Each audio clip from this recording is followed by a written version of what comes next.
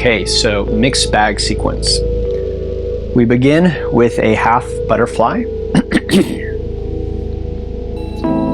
So we'll take the left foot to the inside of our right thigh. The right leg is straight. And we'll come forward and down in a relaxed manner. You can support your forehead or forearms with blocks or a bolster. You can also sit on something. You could support this knee with a block. And we'll come forward and down. I do not recommend pulling yourself down. Just let your arms relax. And you should feel a stretch back here, back of the right thigh. And we'll be here for 3 minutes.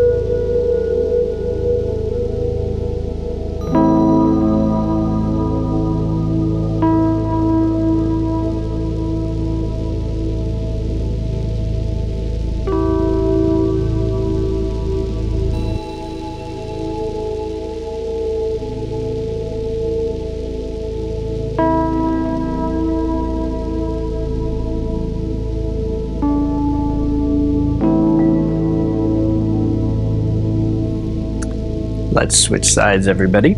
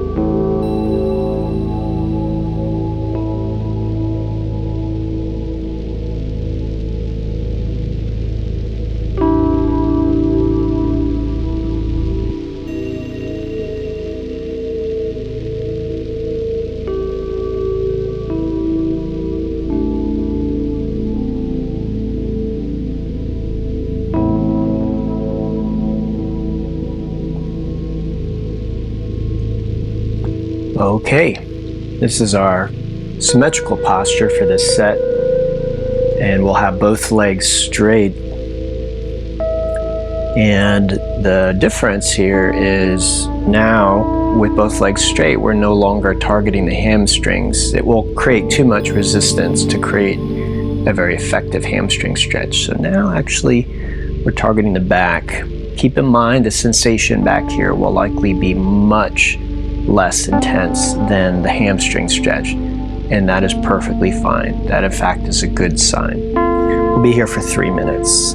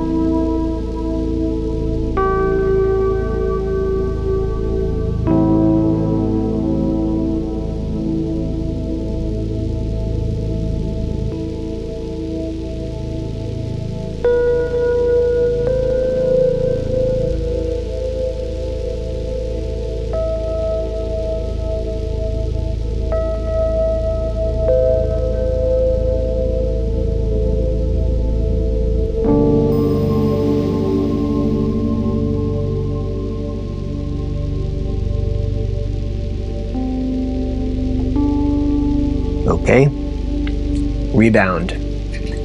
So to rebound, very gradually make your way onto your back. Relax, close your eyes, still your body, and just feel into the sensations for the next minute or so.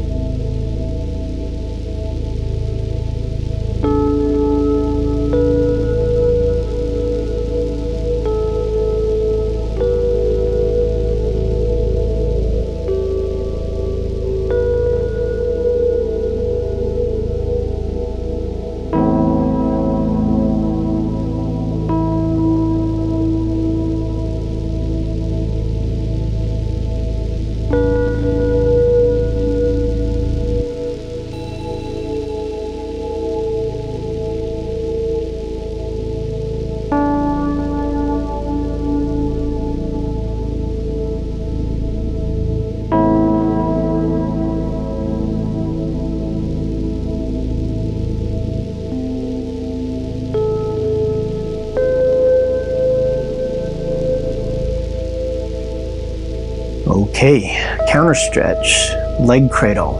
Let's bring the legs in and just bring some movement to balance things out.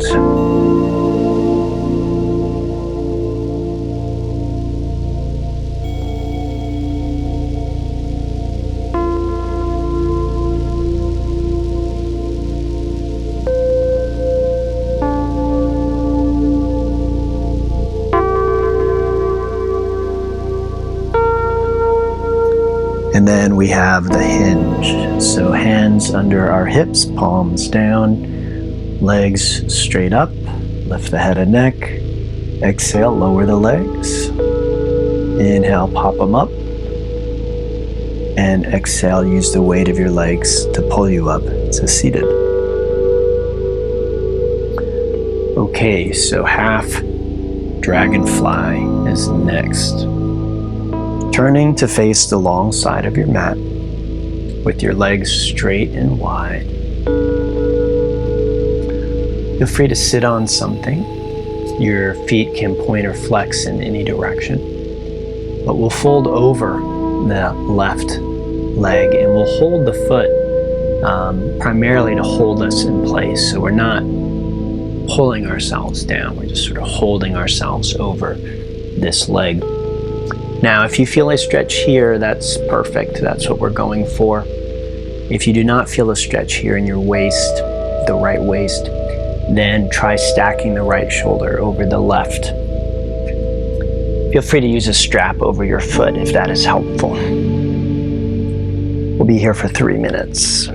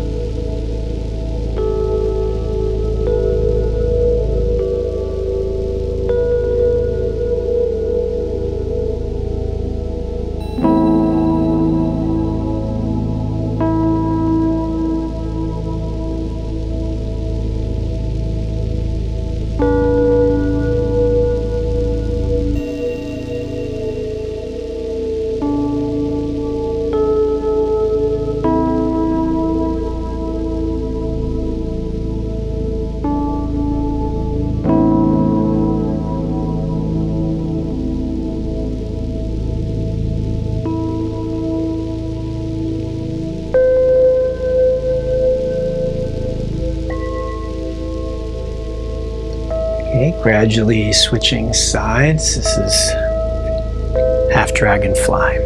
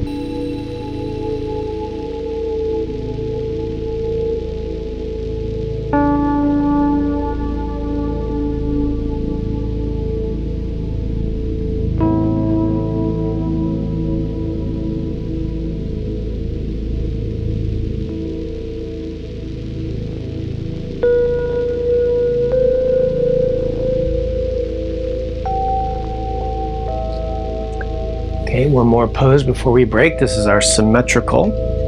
And now we're targeting the hips. So begin by coming into a tabletop position on all fours with your hips directly over your knees. And then take the knees as wide as they will go. Okay, and then your feet can be together or apart, flexed or pointed. You can stay up on your hands or drop to your elbows. Your hips can remain over the knees or press back toward your heels. This is called frog. And the stretch again is in the inside of the thighs, the groin.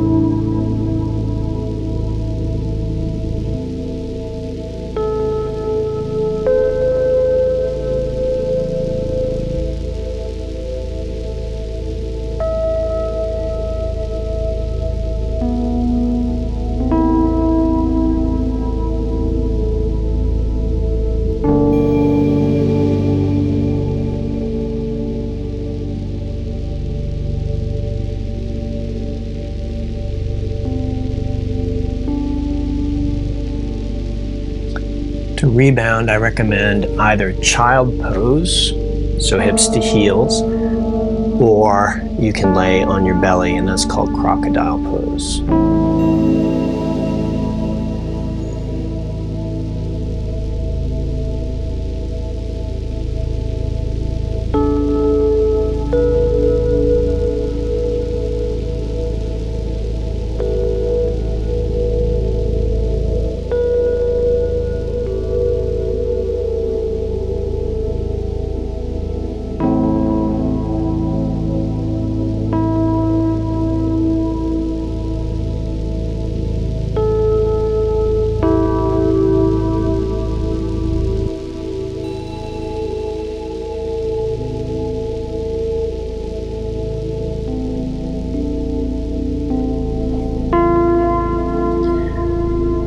Okay, let's inhale to tabletop for bear pose. In bear, you can roll your head and neck, shrug the shoulders, move the spine forward and back, and drop your hips from side to side. You can repeat and combine these movements freely. When you're done though, tuck the toes, lift the hips, and come into a down dog. In down dog, you can roll the toes, circle the ankles, pedal the feet, and even kick the legs. The idea behind the counter stretches is they are meant to bring some relief, so some balance.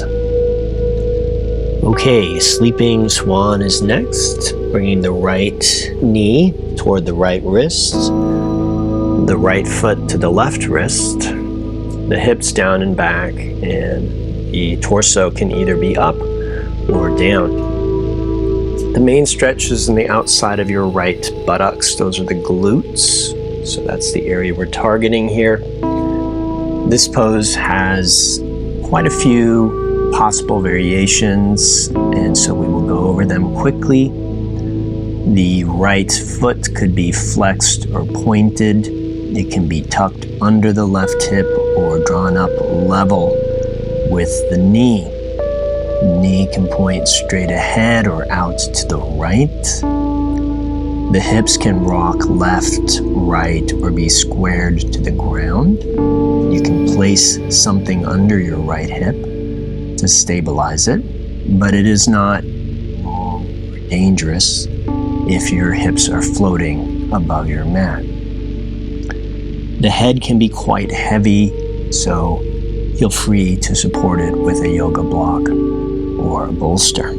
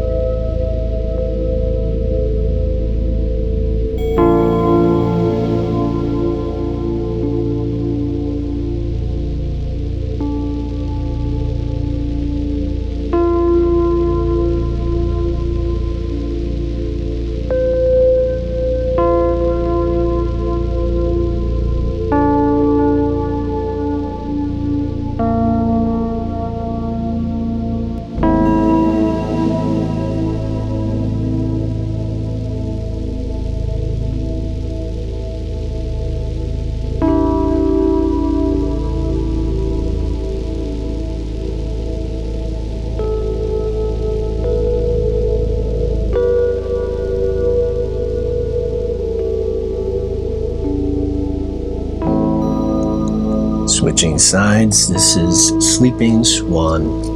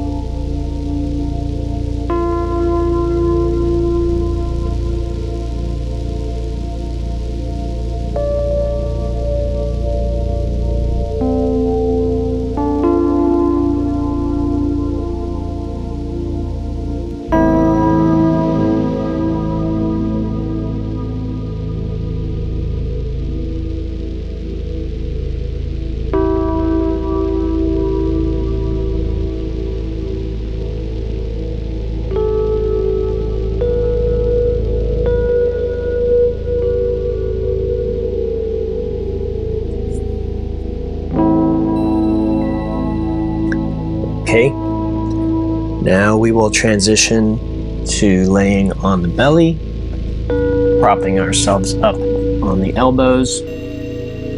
And this is the back bend. It's called Sphinx. And what you'd like to feel is a little bit of compression in your low back. If you do not feel that, then straighten your arms, and that's called Seal.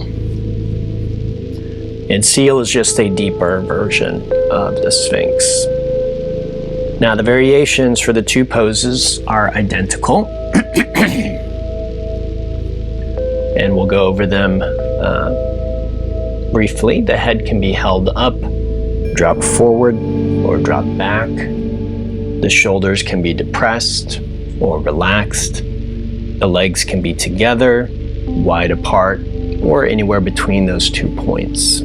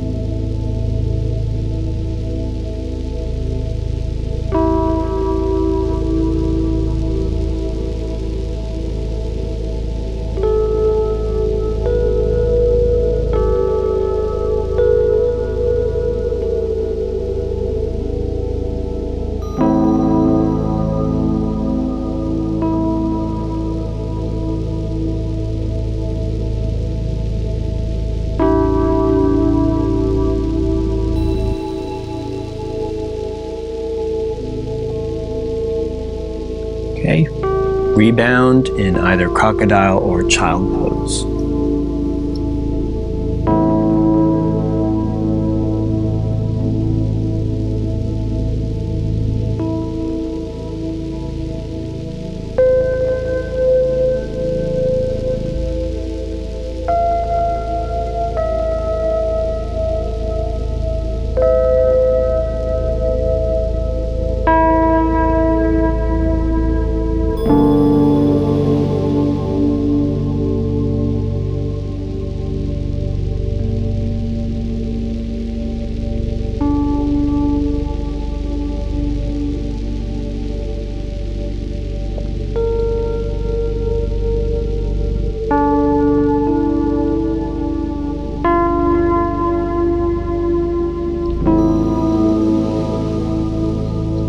Okay, counter stretch. Bear, down dog, one, the other, or a little of both.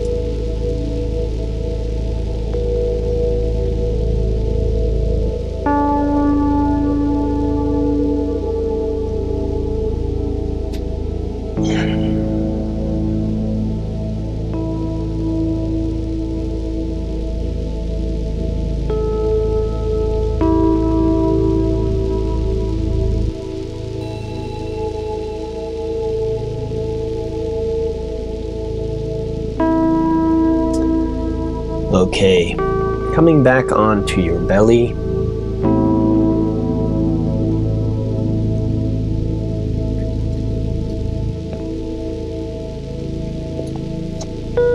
Let's pull the left knee up alongside the left ribs. Prop your head up on your right hand and elbow. And take the right leg, move it back as far as you can. Bend the knee, reach back, grab that foot, pull the heel toward your rear. And you should feel a stretch in the front of your right hip and thigh. Now, today this is our only spinal twist. And yes, this is a twist. So to the best of your ability, leave your hips where they are as you lean or lay your left shoulder back toward the ground behind you. You may not go very far, but you just do as much as you can. And the more that your chest faces the ceiling while your hips face the ground, the deeper the twist will be. This pose has quite a few options, so again, we'll go over them quickly. The front leg could be straight or bent, closer to your face or further from your face.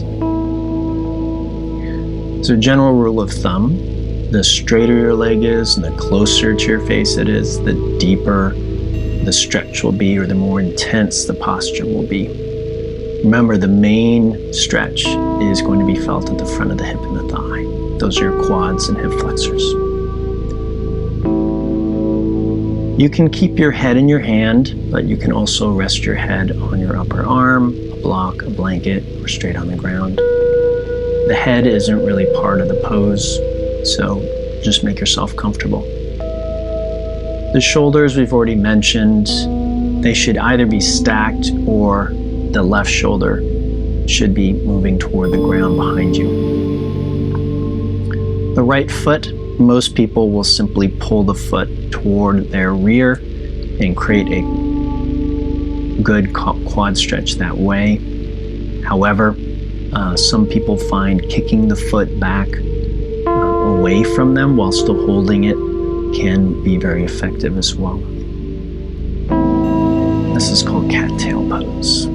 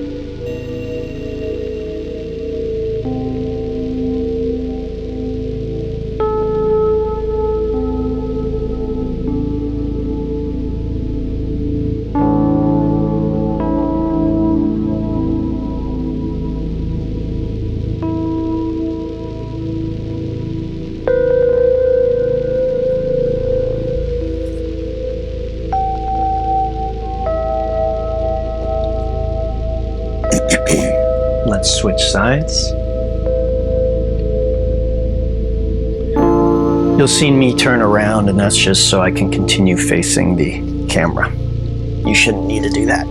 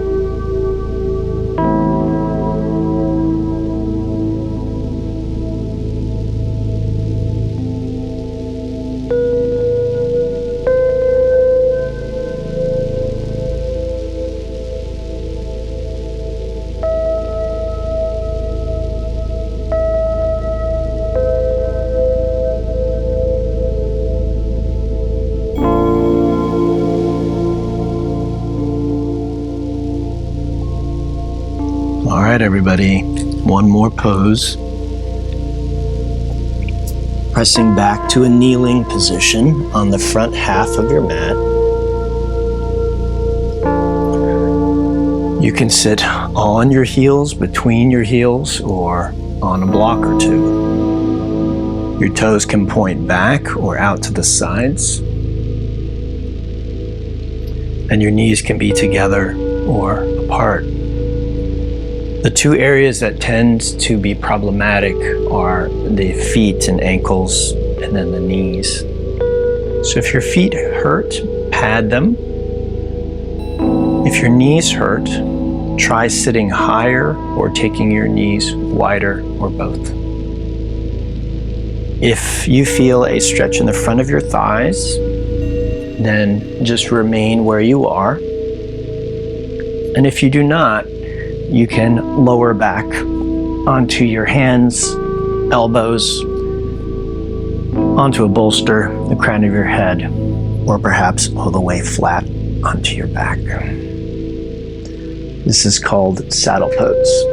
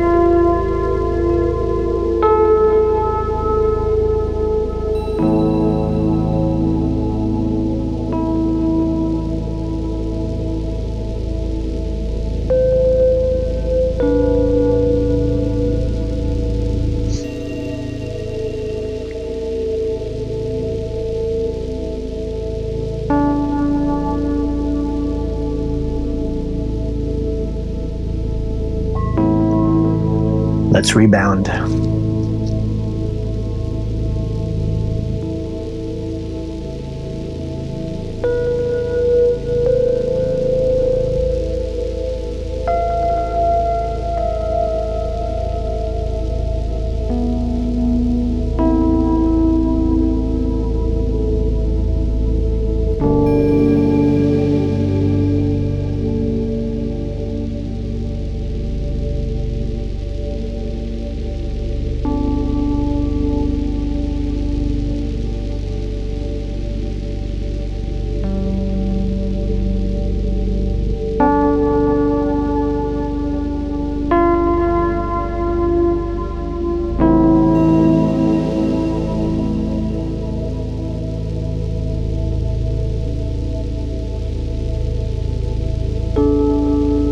Okay, counter stretch.